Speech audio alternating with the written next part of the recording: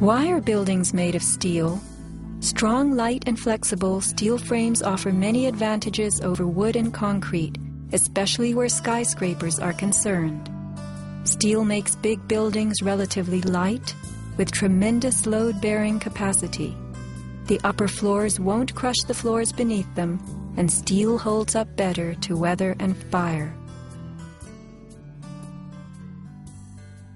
Most skyscrapers are built on steel or concrete frames, which is a grid of columns and beams that goes all the way through the building. The World Trade Center was different. It was what engineers call a tube structure. It was a very, very strong mesh of steel that surrounded the exterior. Inside there was the core, a rectangle of 47 columns made of 4-inch thick steel at the base, thinning with increasing height. The cores combined might with ingenuity, anchoring the towers and allowing them to flex. Look at the size of this steel. Solid, prefabricated floor assemblies, welded metal floor pans placed on top of trusses both welded and bolted to the vertical frames.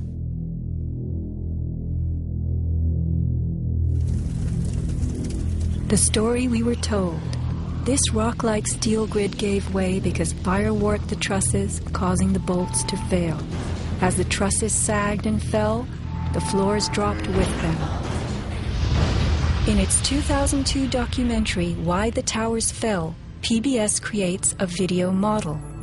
Once the trusses fail, the floors they were holding cascade down with a force too great to be withstood.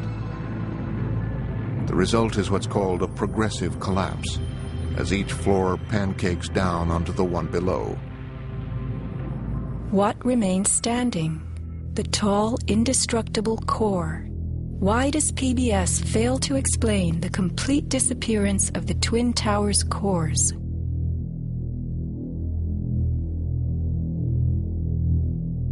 The official story's central thesis is based on heat, temperatures high enough to weaken steel. But people in the towers did not report such heat. Think about it. Neither steel, concrete, nor glass can burn. So what in those buildings could have burned to make such heat? How do these firefighters describe the collapse of the North Tower? We started running, floor by floor, instead of popping out. It was if they had detonated. Yeah, as if they were planned to take down a building. Boom, boom, boom, boom, boom, boom, boom. All the way down. I was watching it and running. And others give similar descriptions. At 10:30, I tried to leave the building, but as soon as I got outside, I heard a second explosion and another rumble and more smoke and more dust. And then a fire marshal came in and said we had to leave because if there was a third explosion, this building might not last. Like, it sounded like gunfire, you know, bang, bang, bang, bang, bang, and then all of a sudden, 3 big explosions. We started walking down the stairs. We made it to the 8th floor. Big explosion. Blew us back into the 8th floor. Do you know if it was an explosion or if it was a building collapse? To me, it sounded like an explosion, but it was a huge explosion. Chief Albert Turry told me that he was here after the events that took place this morning. He tried to get his men out as quickly as he could, but he said that there was another explosion which took place, and then an hour after there was another explosion in one of the towers here. So according to his theory, he thinks that there were actually devices that were planted in the building. Reports of bombs in the buildings, explosions. A CBS reporter to Dan Rather.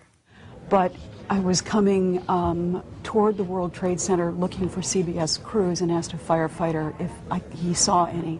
All of a sudden, there was a roll, an explosion, and we could see coming at us a ball of flame stories high. Listen to the sound of a large explosion right before the South Tower begins to fall. This is as close as we can get to the base of the World Trade Center. You can see the firemen assembled here, the police officers at the dais.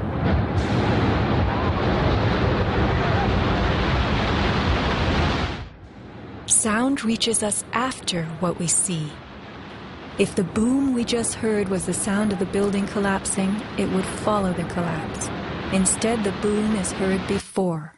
Whoa, whoa, whoa. Bring it back.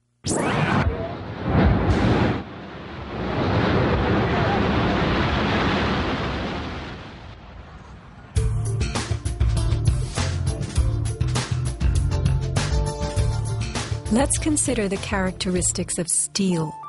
Steel is an alloy of iron containing added carbon for flexibility, workability, and strength.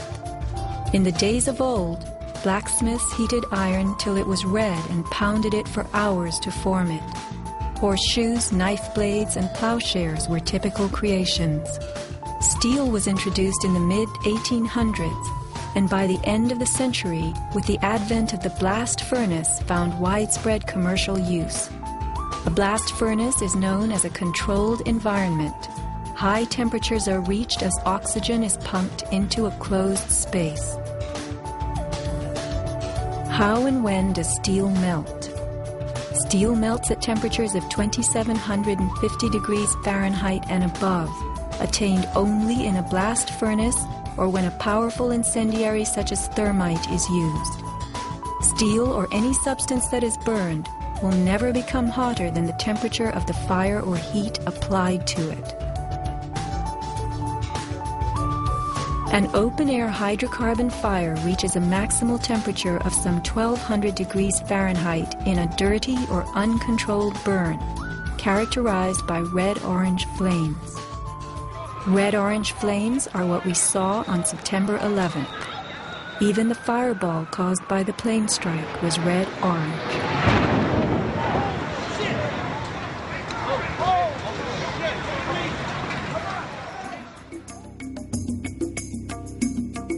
A controlled burn falls between a dirty burn like a fireplace and a controlled environment, the blast furnace.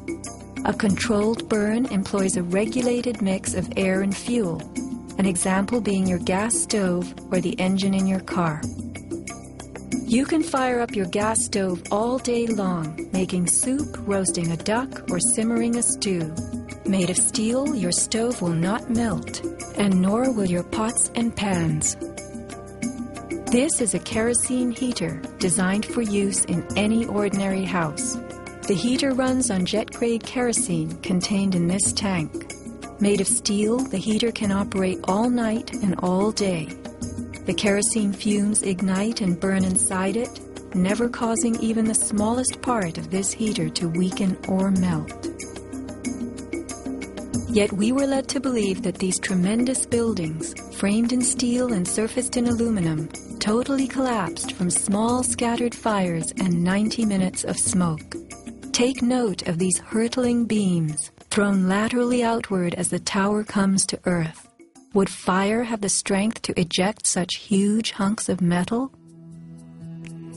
MIT engineering professor Thomas Eager's 2001 paper is officially considered the academic standard for explaining the World Trade Center collapses. In it, he tells us that steel loses half its strength at 650 degrees Celsius, and that the fires that day did not get much hotter than this. He stresses, however, that the fires did not burn evenly. It was the uneven temperatures that caused the steel to deform and some of the floors to fail. These falling floors brought down the whole building.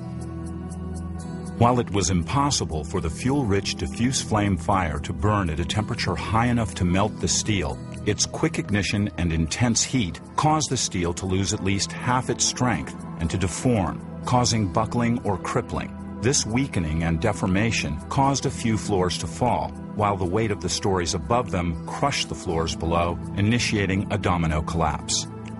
In plain language, straight from MIT,